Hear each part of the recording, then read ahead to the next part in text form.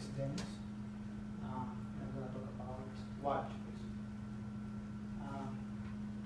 So it's in most cases you'll find yourself wanting to say the same thing, but you don't have an idea of which or what is the best word for you to use, depending on where you're speaking or who you're speaking to. So this is just kind of a like a guide on what to use and when and how to use it.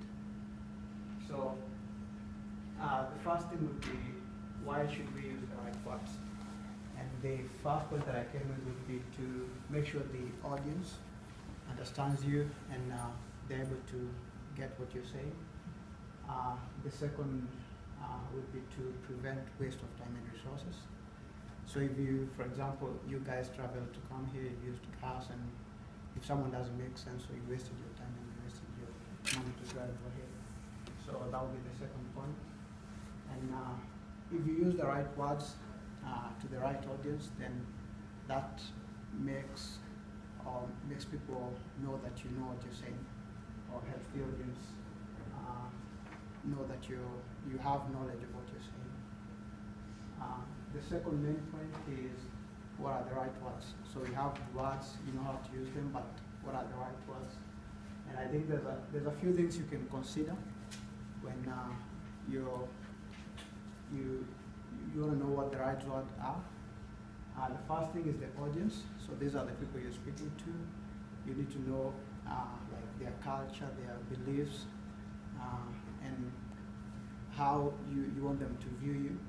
So you don't want to like say something that will offend them. So you have to know the audience first before you can use the right words in front of them. So the second thing is the occasion.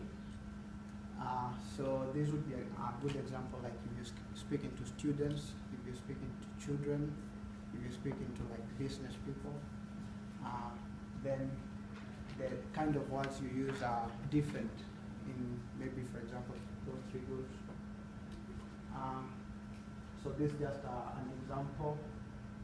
So if you're presenting in a more professionally place, then you're going to use professional or those kind of words. So it will be different when you're talking to your friends.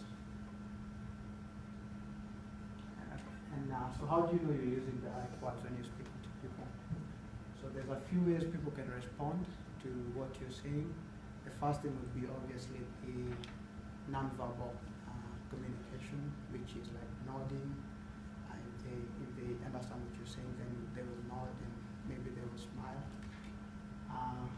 If you see someone like sleeping, that's a good example. They're bored, and if someone yawns, that's a good example that maybe they're bored or they don't understand what you're saying. So I just have a few things. This just from personal or what I think would be a good advice when you're presenting. So be careful when you're using words that you don't or you're not familiar with. So if you heard someone say something, and don't go say something before you know what it means.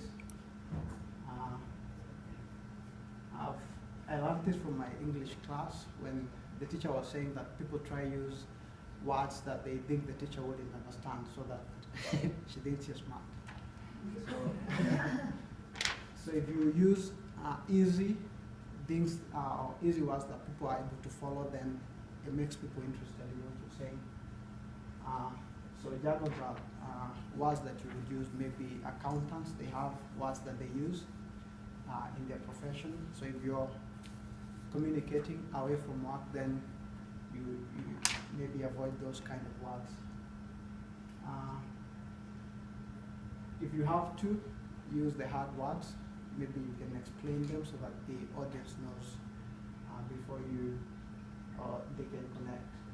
Then just avoid repetition or using the same words when you're speaking to the same audience.